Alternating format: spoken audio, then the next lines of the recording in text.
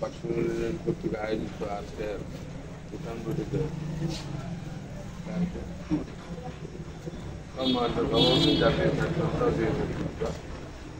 আরো অনেক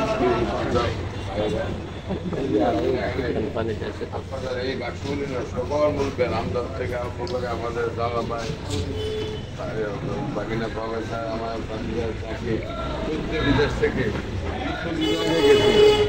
আবার আই বুঝে লিখতে করছো মানা করছি যে আর কদিন ফরাইও না আজকে গতকাল গাইয়া এরপরে এনে কাকা মেয়ে আই দৌড়ছি আর ঢুকেইয়া প্রথম ইংরেজি আমার তাকে এখানে যারা আছেন সকল মুরব্বী একবার আমার আত্মীয়ই বেশিরভাগ মানুষ আমার সালাম বন্ধন আসসালামু আলাইকুম। আসলে মানুষ জানালা দিতে দিতে মন এমন হয়ে গেছে কথা বলার দুনিয়ার কথা করতে অনেক কষ্ট হয়, রাজনীতি বক্তব্য দেয় এগুলো কষ্ট হয়। ডেইলি একজন দুজন মানুষ জানাজা যায়, যখন এখানে দাঁড়াই বা যখন এখান থেকে আমি জানাজা দিয়ে কিন্তু আইয়া থেকে বল দ্বিতীয় নাম্বারটা পড়ছি এখন আমি বইটা দিচ্ছি, কিন্তু এমন কল হেই ডে খেয়াল করে সকালে 10টার সময় দিচ্ছে একটা।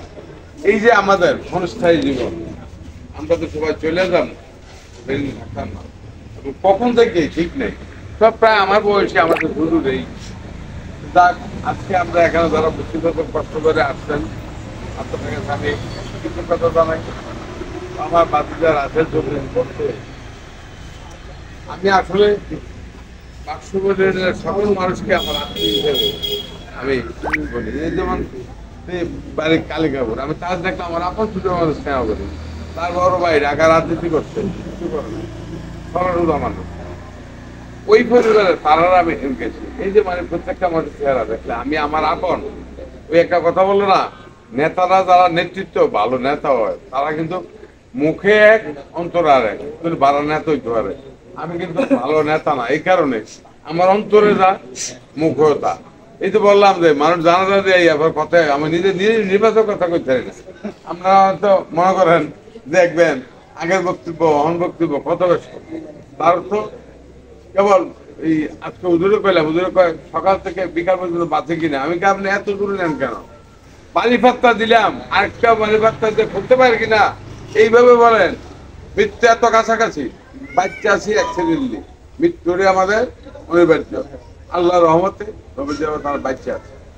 যাক, ওই যে বললাম না জায়গা কেবল জানা যার যে কথাবার্তা হয় বা কথা হয়। আজকে যে উদ্দেশ্যে আসছি আপনারা যারা ওই আমাদের তাছাড়া হেডমাস্টার সব আছেন সব আমার আত্মীয়। এই যে এ গেছে কি বাড়ি কই পিতাম্বর জিজ্ঞাসা করেন গীতা আমার উইটনেস কে এর লগে বাড়ি হচ্ছে বাক্সমলি না, তাই তো? এর লগে কতজন পরীক্ষা দিছে পাস হয়েছে না, কিন্তু উনিবিরদের ময়ে 1 2 3 সবই ভালো ছাত্র পায়। আমি সভাপতির কইছি, আমার দোস্ত মানুষ সভাপতি ইঞ্জিনিয়ার, আমি কিন্তু আমার মামতো ভাই। আমি জানি না তোমার স্কুলে এত কিছু সহযোগিতা করছি, আমার মামতো জিজ্ঞাসা করেন ফজলুলকে ফিরা 1 টাকা লাগছে কিনা, জিজ্ঞাসা করেন 1 টাকা লাগছে কিনা। কারণ কি বাক্সমূল্যায়ন বাড়ি বাক্সমূল না বুঝঙ্গ দিলা যত টাকাতে আমি তাকে দিছি, এত করে ওই যে আমার নিজের থেকে বেশি বাক্সমূল্যায়নের জন্য আমার দরদ বেশি। আমরা এমনি একটু মনে করেন যে উন্নত জায়গা সমুদ্রের দাম বাড়ছে, এমনি করে উন্নত গেছে এই অঞ্চলে। যেমন আমি যতবার পাহাড়পুর, আমি যতবার জঙ্গলবাড়ি গেছি, আমি যতবার বড় অঞ্চল গেছি, অনেকটা তারা তোবার যায় নাই। আমি প্রত্যেকটা ডেইলি দেখবেন একখানা আমি গেছি আইছি। আমি একটা হিসাব করছি কত মানে উগুলা ফেল করে 5 বছর আর 5 করে 5 বছর 10 বছর বিয়া সাথে মুসলমানে বিভিন্ন পূজা সাতসা এবং মাহফিল পুরুষে আমরা আমার নেতারা সহ আমরা কত কোটি টাকা কষ্টতে ডেলি করছি তো আমরা সবাই, আমরা হিসাব নাই। ও নতুন হঠাৎ 10 বছর 5 বছর পরে একজন আগে যায় তার বালা। কিন্তু আমরা যে যারা এখানে যারা আছেন সকলে আমার মতো কোনটা আমরা এই সমাজে বাঁচি, এই সমাজের আমরা গরিব দুঃখী থেকে আরম্ভ করে আমির থেকে ফকির পর্যন্ত আমরা সম্পর্ক তাদের দুঃখে তাদের ভালো মন্দে আমরা তাদের সাথে সবসময় চলি। এই জন্য আমরা অনেক কষ্ট হয়।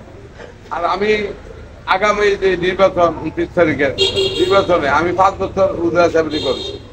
আমি 2বার আমার মহামন্ত্রী ইউনিভার্সিটির চেয়ারম্যান ছিলাম। আমি বর্তমানে আমি যতদিন চাল বুঝাই যদি আমি পাস করি আবার বসবো আপনাদের বানান, আর যদি ফেল করি আমি আর ঘন্টা সাজ বুঝে দেবো। সাজ বুঝে দেওয়া পর্যন্ত আমি উপজেলা চেয়ারম্যান। আমি কোনোদিনও আমি উপজেলা চেয়ারম্যান ইউনিভার্সিটির চেয়ারম্যান হিসেবে ভাবি নাই। একটা মেম্বারেরও যে একটা স্পিড চায়, মানে একটা ভাবসাব চায়, আমি আল্লাহরের কাঁদতে বলবো আমি কোনোদিন মেম্বারের মতো মানে আমি নিজেকে মানে একটা আছে না বাহাদুরি জাহান এর আমি করি নাই। আমি চেষ্টা করছি, আমি আগেও বলছি যে আমি আপনাদের হাতে গোলাম, আপনারা সবাই আমাদের মনে।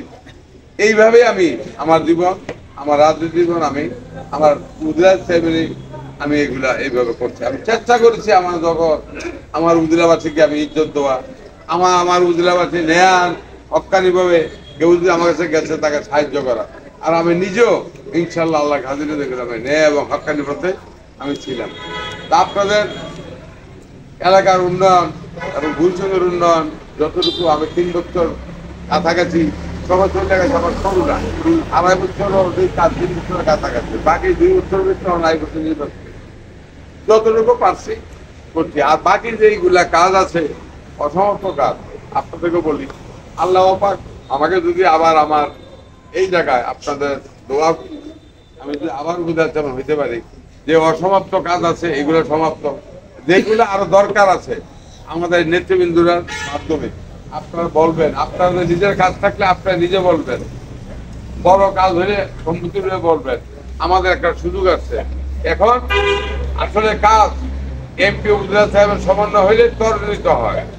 তাই আমাদের এমপি মহোদয় ভালো মানুষ, আমাদের এমপি মহোদয় আমাদের ভুজং বানপাড়ার কাজের যে আমাদের উন্নয়নের জন্য উনি অধিক আগ্রহী, কাজ করার আগ্রহ আছে। আমি যেহেতু আমরা ছাতাবাদী যা বাপরা এখন যদি আল্লাহ চাহত হইতে পারি আপনাদের সকল কাজ যে কোনো ব্যাপারে, যেমন মনে করেন আমি এই আমরা ভাঙ্গা যাইতেছে কোনটা এই দিকের মার্কেট উত্তর সাইডটা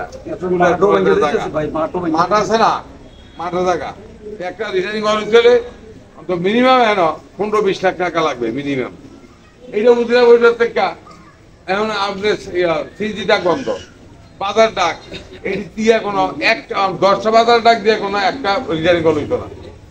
কখন কিটা করতে হইব, এখন করতে হবে আমরা এটা প্রজেক্ট বানাই দেবো, বানাইলে এলজিডি থেকে এলজিডি থেকে পারমিশন না করলে এটা যদি 1 কোটি হয় তাহলে আমরা গাও লাগে না। তা আমাদের মাননীয় এমপি মহোদয় আছেন, উনি অত্যন্ত কর্ম উদ্যোগ মানে উনি কর্ম করে উনি এতটুকু জায়গাতে এসেছে এবং আমাদের কুচুম গ্রাম সভার উন্নয়নের জন্য অধিক আগ্রহ আছে। তাই ওনার মাধ্যমে আর আমরা যদি না পারি আমাদের মেইন গার্জিয়ান আমাদের মুরব্বী আকম বাহুদ্দিন বাহার ভাই, উনি আমাদের বৈষম্যবাসীর প্রতি আমাদের প্রতি বিশেষ করে আমাদের এমপি এবং আমাদের প্রতি আমার প্রতি আপনার খেয়াল আছে। আমাদের বাণিজ্য রক্ষা করার জন্য এলাকা উন্নয়নের জন্য আমাদের বাহার ভাই ও সচেষ্ট আছেন। বাহার ভাই যদি আমাদের এলজেডি মন্ত্রীকে বলে দেয় এটি আমাদের অতি সহায় হবে।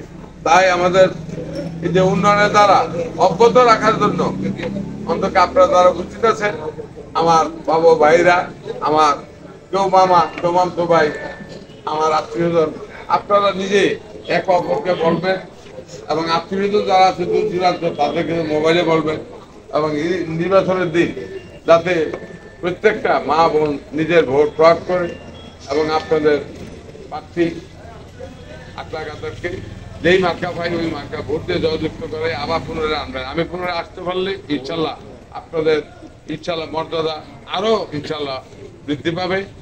আমি আপনাদের খেদমত করার জন্য আগ্রহী এবং আমি আপনাদের পাশে থাকার জন্য আগ্রহী। বাকি জীবন এই যে মুক্তিযোদ্ধারা আছেন আর কয়দিন থাকবো আমি শেষবারের মতন আপনাদেরকে বলবো, বিগত দিনে নির্বাচনেও আপনারা অনেক পরিশ্রম করছেন। আরেকটা কথা, কে ফুলকপি করছে, কে ট্রাক পার্কা করছে, কে কেন্দ্রি করছে, কে নৌকা করছে, এইগুলা খুব হিংসা হানাহানি করবো না। কারণ আমরা কিন্তু একই দলের মানুষ, জননেত্রী জাতির জনকের সুযোগ্য কাটা জননেত্রী শেখ হাসিনা মাননীয় প্রধানমন্ত্রী ওনার নির্দেশ সময়ে এই সবাই নির্বাচন করছে, কেউ হারছে কেউ জিতছে, সবাই তো আর জিতবে না। তাই আমাদের মানুষের ভিত্তিতে কিন্তু আমরা 3-4টা ভাগ হয়ে গেছি, আমরা এই ভাগাভাগি আমরা করবো না। আরেকটা কথা বলবে, যেমন আমি আমার দরবারে আমি আমার বুঝার যেমন থাকতে জামাত বিএনপি হোক আওয়ামী লীগ হোক, আমি সবাইকে এক নজরে দেখছি। আপনাদের কাছে একটা অনুরোধ থাকবে, এবারে নির্বাচন এটা কোনো মার্কার নির্বাচন না। আওয়ামী লীগ বিএনপি জামাত সকলেই একত্র হয়ে, এবং আমাদের যারা এখন 4 দলে বিভক্ত হয়ে গেছি, আমরা সবাই একত্র হইয়া আমরা আবার এক ঘরের মানুষ, এক বাবার সন্তান হইয়া আমার জন্য কাজ করে 29 তারিখে নির্বাচনে আমাকে আবার বিজয় করবেন এই আশা প্রত্যাশা রেখে আপনারা যারা এখানে কষ্ট করে এসেছেন সকলের প্রতি আমার শ্রদ্ধা এবং কৃতজ্ঞতা জানাই আমি আমার বক্তব্য শেষ করছি। আবারও বলছি 29 তারিখে নির্বাচনে যাতে আমরা সকলে হাসি মুখে ঘরে যেতে পারি, বিজয় মালা যাতে আপনাদের গলায় পড়ে, এই জন্য কাজ এই আশা ব্যক্ত রেখে আমি আলোচনা